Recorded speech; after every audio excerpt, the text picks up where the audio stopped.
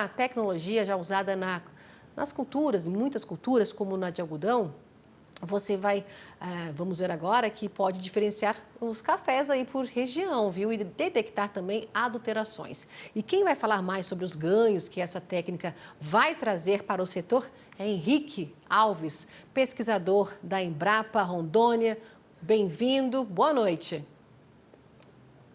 Boa noite, Simone. É sempre um prazer estar aqui com vocês, podendo falar um pouquinho da cafeicultura na Amazônia e das novas tecnologias que têm surgido para diferenciar os nossos cafés. Pois é, novas tecnologias que vêm surgindo, como você bem colocou, para diferenciar os cafés, não é? A gente sabe, pelo que eu estava já lendo, enfim, já fiz outras entrevistas, outras culturas usam essa técnica, né? E como é que ela vai agora contribuir para os cafés, né? A gente fala aí dos cafés amazônicos. Como é que vai funcionar? Como é que vai contribuir?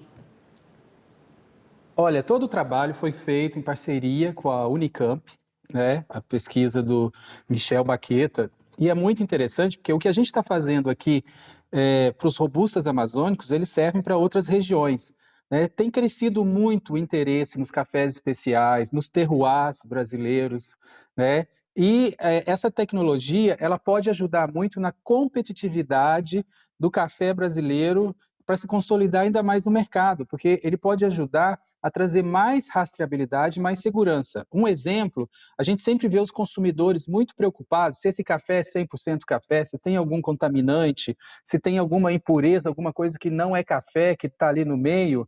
Por meio dessa técnica, a gente consegue, de uma forma simples e rápida, analisar, seja o pó ou o grão, e verificar se tem a presença de algum constituinte ali que não seja o café. Então, isso aí já traz uma garantia, uma segurança a mais. Mas, além disso, a técnica, ela avança em áreas como melhoramento genético, ela avança em áreas como qualidade e até para distinguir terroirs. Por exemplo, nas matas de Rondônia, hoje, são reconhecidas como centro de origem dos robustas amazônicos. E, com isso, os cafés começam a ser muito valorizados, segundo a sua origem, segundo a sua qualidade. E aí eu posso ter um café de outro país, de outra região, que queira se passar por um café mais nobre e que seja diferenciado. Hoje, a gente tem exatamente qual a impressão digital dos cafés robustas amazônicos. Então, se tiver um outro café que não seja robusto amazônico tentando se passar, o que é uma fraude, a gente seria facilmente detectável por essa metodologia. Então, né, como você bem colocou, melhoramento genético, rastreabilidade e essa impressão digital do café brasileiro, não é? Separa os cafés robustas, como você falou, de conilons, enfim, das áreas. A gente não está falando só de uma região específica, né? A tecnologia ela pode avançar em todos os cafés. Agora, como é que essa técnica, como é que ela age, não é? Eu vi que tem uma luz que reage aos compostos químicos, não é? Então, é uma espectroscopia. Então, assim, todo o corpo, ele tem a reflectância, ele reflete luz, ele absorve luz, né? Esse espectro, ele trabalha justamente isso, essa reflectância dos corpos, né? O tanto que a gente reflete. Eu apareço aqui porque eu estou refletindo, só que a gente normalmente reflete no RGB, né? Que é o visível. E esse que a gente fala que é o NIR, que é o infravermelho próximo. Sabe aquelas luzes de vigilância que ficam uma cor diferente? Então, assim, ele detecta dentro desse espectro, né, de reflectância do infravermelho próximo, é, a gente tem curvas que são geradas, tá? E essas curvas, cada elemento químico, cada composto, um grão, um café, o vinho, um outro alimento, a farinha, o trigo, cada um desses, ele tem o seu padrão. Assim como substâncias químicas também têm um padrão de reflectância.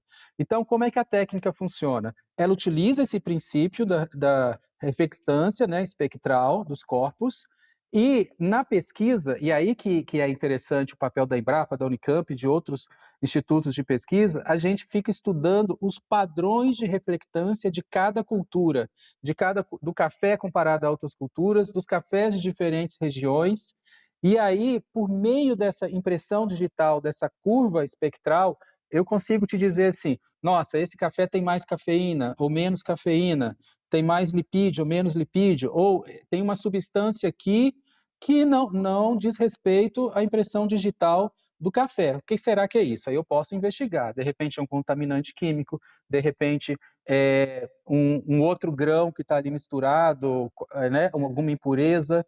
Por quê? Justamente que eu consigo diferenciar, porque são curvas diferentes dentro desse espectro que é o infravermelho próximo. E são equipamentos que podem ser mais caros e complexos, que só trabalham em laboratório, até equipamentos hoje mais acessíveis e portáteis, que poderia estar, por exemplo, num, num, num armazém, né, que venda grãos, empresas que trabalham com café. Então, é um coringa, na verdade, que vem se demonstrando, por meio das pesquisas, com extremo potencial para as regiões produtoras de café. Agora, Henrique, sobre as indicações geográficas, né, do café, hoje, diante, né, dessa expectativa aí de selar o acordo Mercosul-União Europeia, que tem as indicações geográficas como parte aí do acordo, a gente vê o queijo canastra, do lado de lá, champanhe, o queijo gorgonzola, enfim. Essa técnica, ela abre esse potencial, então, para favorecer, não é, as indicações geográficas aqui, né, vamos falar do nosso meio, né, do nosso café. Totalmente, porque assim, o desenvolvimento que tem hoje, conhecendo os cafés por região, pelos diferenciais sensoriais, nas características dos grãos. Para você ter ideia, hoje, por exemplo, as matas de Rondônia, a gente já tem todo o café mapeado. Eu acabei de ver você falando ali, uma das regras, né, do comércio, que não pode ter desmatamento. Hoje, na Amazônia, a gente já mapeou tudo e verificou que não existe desmatamento. Isso traz rastreabilidade e traz segurança por não ter desmatamento vinculado à produção do café.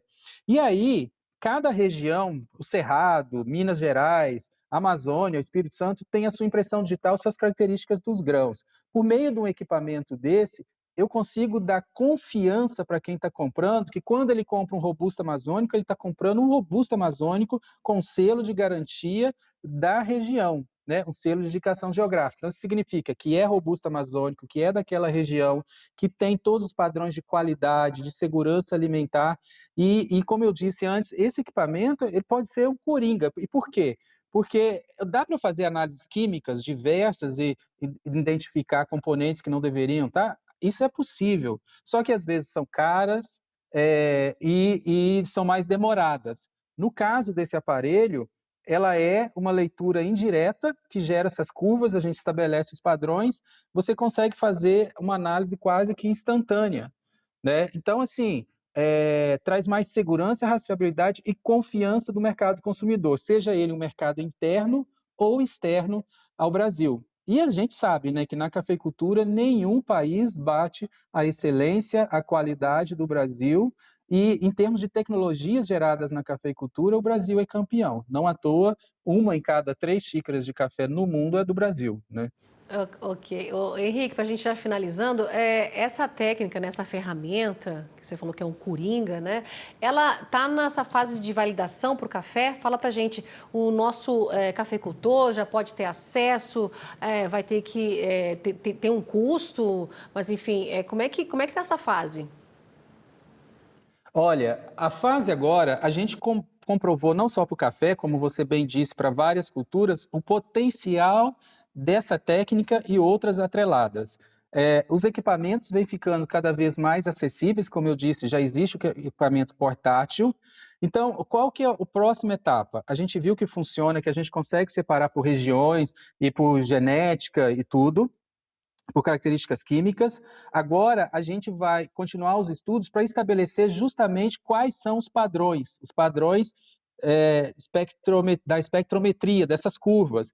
Aí, quando a gente tiver esse conjunto de padrões, aí, com certeza, isso vai estar acessível para os consumidores de forma geral, seja por prestação de serviço para enviar amostras, ou mesmo seja para grandes empresas comprar e ter esses equipamentos e ter o técnico que vai trabalhar isso.